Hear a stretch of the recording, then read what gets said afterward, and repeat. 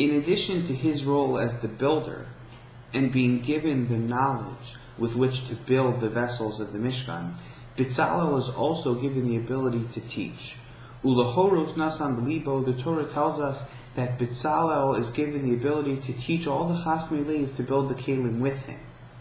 And consequently, Betzalel is given the power with which to delegate the building of those Kelim.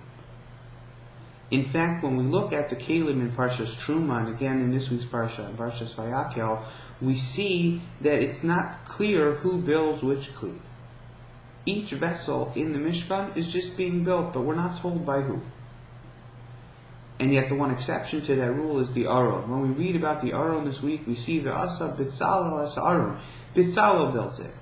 Here, of all places, Betzalel chooses not to delegate, not to pass off the responsibility on someone else. And the question is, why now? Why is Betzalel taking this responsibility upon himself?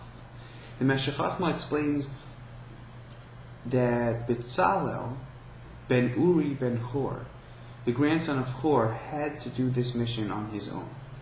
The Midrash tells us that when the Jewish people built the Egel in the absence of their leader Moshe Rabbeinu, there was one person who stood in their way, and that was Chor. And Chor pleaded with them not to build the Egel, and he ended up losing his life in defense of HaKadosh Baruch Hu.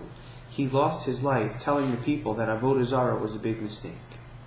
And now his grandson is called upon to build the Aron, which is the most misleading of all the Kelim in the Mishkan.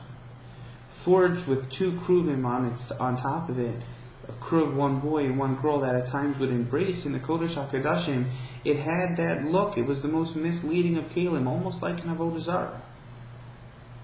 And Betzalel is given the responsibility and the challenge to build that with a Maleches Machshavas. He is the person who has a hatred towards Avodah Zarah, the purest of intentions. And he can build it specifically because HaKadosh Baruch Hu told him to, specifically because it's the right thing, and with no other ulterior motives in mind. So for this Kli, you needed someone who had that history.